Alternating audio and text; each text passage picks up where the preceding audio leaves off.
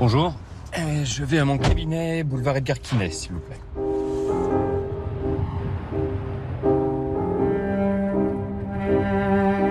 Cette phrase est très forte dans une juste attitude qui est de pouvoir dire quand même encore ce qui est le bien, mais sans condamner la personne. Et ça, je trouve que c'est vraiment un positionnement juste et qu'on doit garder dans la vie actuelle.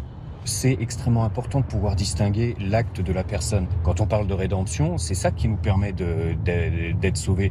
C'est ce qui fait qu'on n'est pas réduit à une faute, qu'on n'est pas réduit à une erreur, à un péché. Je trouve que c'est vraiment une espérance.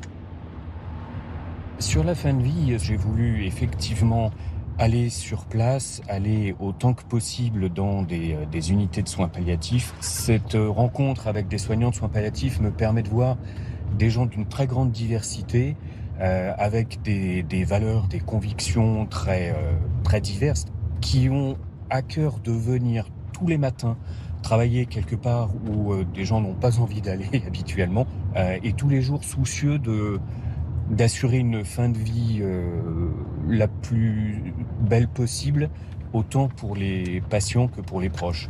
Et ça, je me dis qu'il y a quand même une pépite au fond de l'être humain qui lui permet de faire ce genre de choses.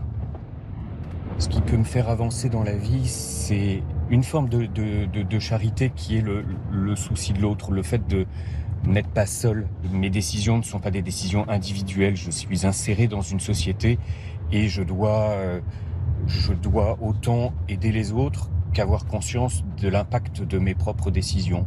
Les gens ont quand même au fond d'eux, souvent, presque toujours, et en tout cas majoritairement, une générosité, une bonté, et c'est ça qui me permet d'espérer quand les choses tournent mal.